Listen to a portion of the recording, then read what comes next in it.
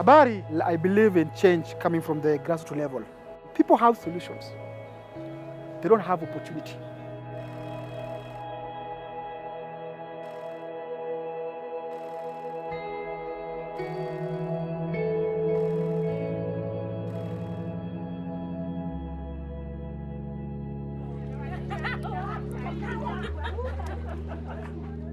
My name is Kennedy Odede. I am the founder of SHOFCO, which is Shining Hope for Communities. It's an idea that I had when I was living in Kibera. The idea I was really looking for hope. I was giving up in my life, so I wanted to bring people together to be the shining light, which is the shining hope for communities. We saw many NGOs coming in the slum, and we felt they were using us. So the idea was that how can we come together as a community? You know what I mean? And then later on, a couple of years ago, we have what is called SHOFCO Urban Network. This is the power to the people. So it is an advocacy platform that SHOFCO uses to be able to address some of the community, concerns. SHOFCO Urban Network is in 10 slums across the country with over 139,000 membership. We realize that there is that particular notion previously where people or the duty bearers from the government side or those other sectors believe that the people in the informal settlements are hostile. At the same time, the people in the informal settlement had a notion that they feel inferior. They're locked up in that poverty, vacuum, and they find it difficult to access some of the government services. SUN has a number of projects, and one of them is on ensuring that there's community cohesion and integration. So SUN basically we act as breaking the barrier between the service providers or the duty bearers and the people in the informal settlements. Another program we did was a healthcare program. So honestly, everything is about my story, which is sad. And my neighbor died because they couldn't afford healthcare. And I remember very well, when I was sick in Kibera, if you take me to Kenyatta, I will kill myself. Because anyway, I remember going to Kenyatta Hospital, I had to stand on the line. There's nobody come see you, and you're from slum, you die there. So people didn't want to go to Kenyatta. And that's what we could afford. Yeah, when I lived in my 10 by 10 room in the slum, I'm like, one day, I have a dream. We'll open our community health clinic here, whereby doctors and nurses are going to treat people with dignity.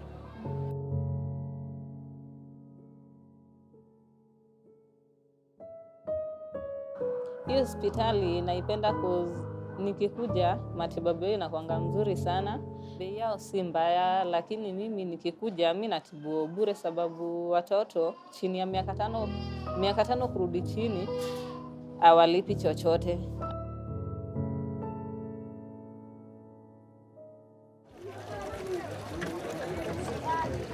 So we are sitting with the community town hall with the men and women. We discuss, why is our water always contaminated? Because it goes through sewage. An idea came up from somebody. What if we put a water on aerial, on air? And I'm like, wow, this is a good idea. At Water Sanitation and Hygiene Program, we provide clean, safe drinking water to community. We also do general hygiene promotions, sensitizing community, generally all programs that are geared towards preventing diseases and ailments. You realize that Kibra, we have poor sanitation, we don't have drainages, and water is very inadequate. Earlier on, water was supplied by water cartels, informal water suppliers, and the quality of water could not be assured.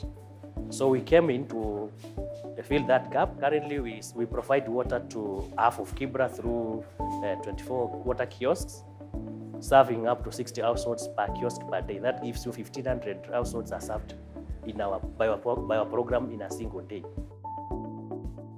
At least saa hii juu tunapata maji ya bure, tunajimudu, tuko na family. Ukiwa na mtungi kama 20 na uletewe na kanjoo, inabidi utoe karibu 200. Unaona? Lakini at least saa hii tunajisikia tuko vizuri. SHOFCO imetusaidia, inatuletea maji. Na sana tunaomba waendelee hivyo hivyo.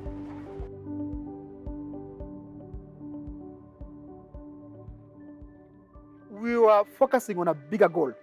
I cared so much about gender. I looked around how women were being treated. It was not fair. As the first one in the family of 8, I saw what my mother went through. She went through abuse. She never went to school. They were very poor, and most of them just because she was a woman.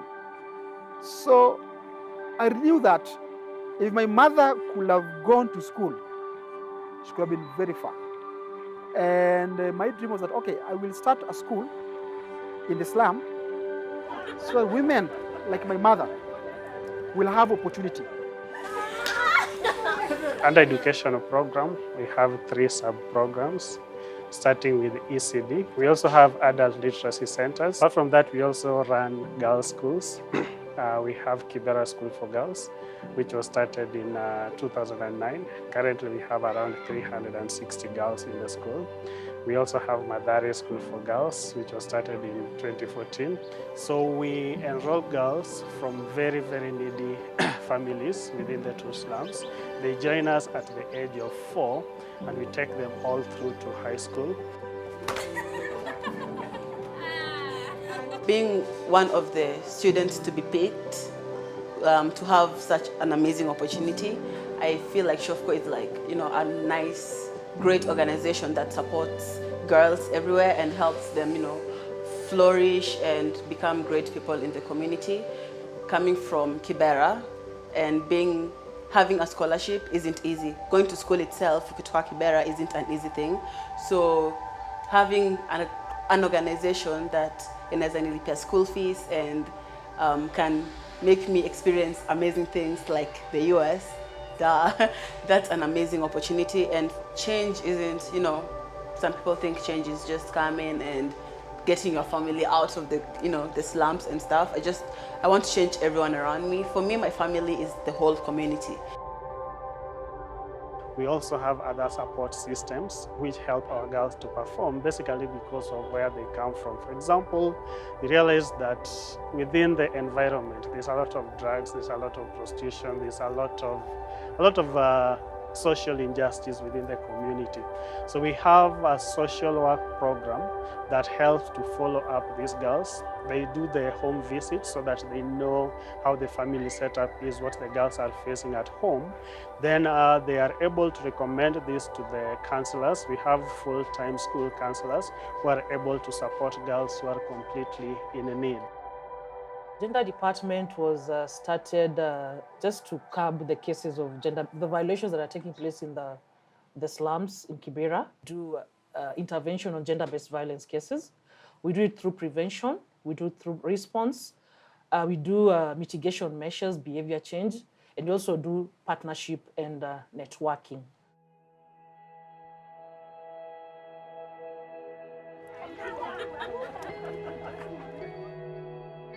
When I observe from outside, I see dignity.